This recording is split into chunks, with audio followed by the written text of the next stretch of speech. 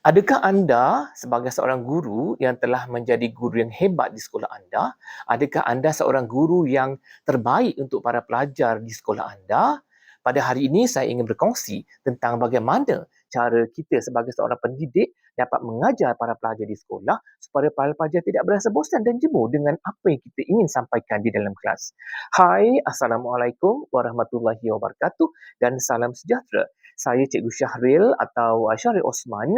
Saya bekas guru, saya pernah mengajar selama lebih 20 tahun di sekolah-sekolah antarabangsa, sekolah swasta dan sekolah-sekolah kerajaan.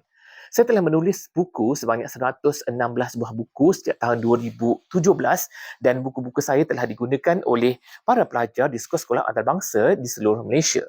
Pada hari ini saya ingin berkongsi tentang tips bagaimana untuk menjadikan diri kita sebagai seorang pendidik, sebagai seorang guru yang mampu mengajar pada setiap hari dengan penuh bertenaga, dengan penuh semangat tanpa mendatangkan sebarang jemu dan bosan dalam kalangan para pelajar yang mendengar apa yang ingin kita sampaikan.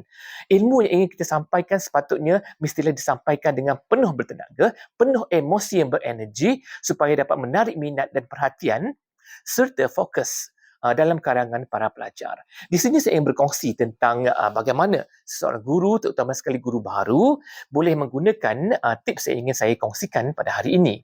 Apabila kita mengajar di dalam kelas, pastikan mata kita melihat setiap segenap para pelajar yang berada di hadapan kita.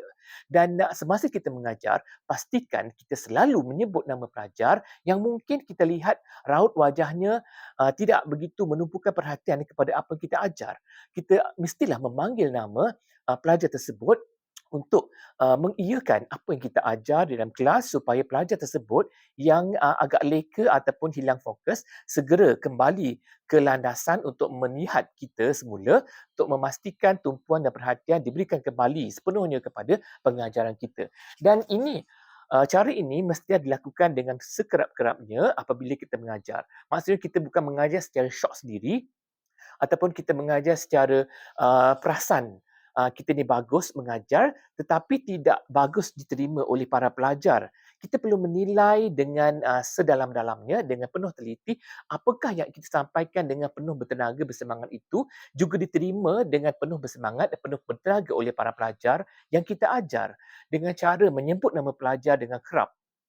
Para pelajar yang kita lihat agak kurang fokus, kita sebut nama dia, betul tak apa yang kita sampaikan ini? Okey tak apa yang kita, betul tak intipati ataupun topik yang kita sampaikan itu ataupun penerangan hujahan yang kita sampaikan itu, bertanya kembali kepada pelajar-pelajar tersebut dan interaksi ini sepatutnya mesti dilakukan dengan kerap semasa kita mengajar di dalam kelas supaya para pelajar tidak ada peluang sedikit pun untuk leka, untuk memalingkan fokus kepada perkara-perkara lain sepanjang kita mengajar di dalam kelas. Jadi ini sedikit yang ingin saya kongsikan tentang tips bagaimana mengajar secara aktif dan bagaimana sesi pengajaran dijalankan dengan aktif dan bagaimana sesi pembelajaran dapat dijalankan secara aktif di dalam kelas.